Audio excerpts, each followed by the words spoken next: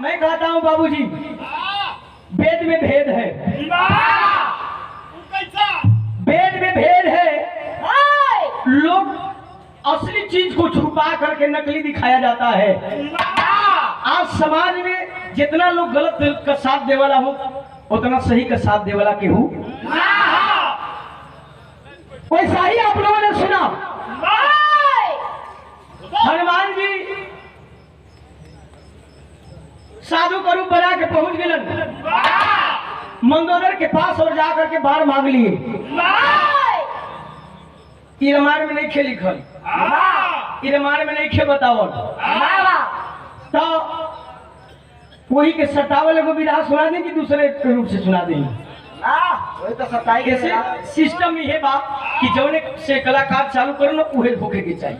ना, वही के चाहिए वैसे चीज। आज समाज में काहे असली चीज को छुपावल जाता, काहे लोग छुपावता। जितना अंधविश्वास में, पाखंड में लोग फसल बा, उतना क्यों सच्चाई जाने वाले जानल लेके लोग जाने लगे हम की गलत करे थे, फिर भी कहला कि का करी बात है है कोई कहले हो तो हम कैसे छोड़ देंगे।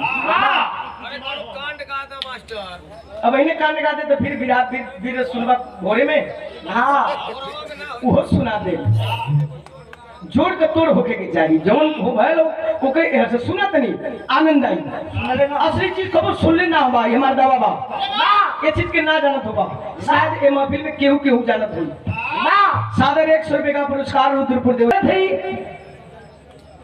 कि ये चीज के शायद कोई एक आदमी एमन जानत हो ना। आओ मास्टर आओ।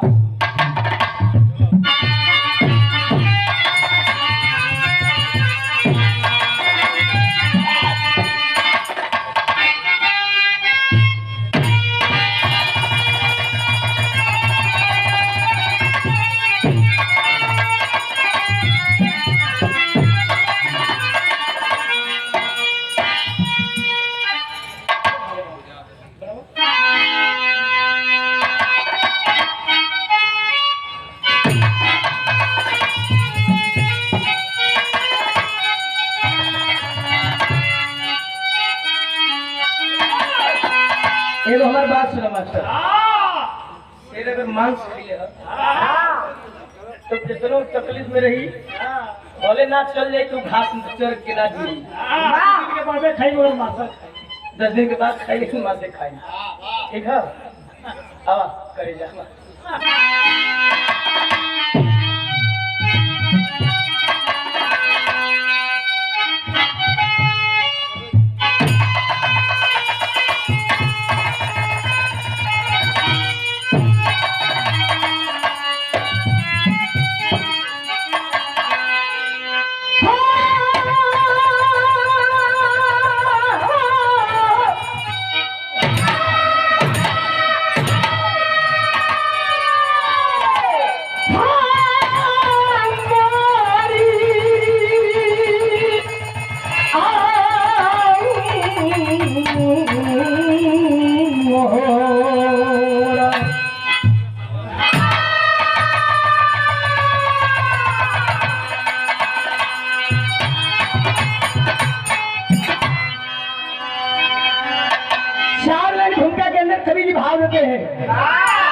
श्रोता सज्जनों, आजकल विरहा विलुप्त होखल जात बा।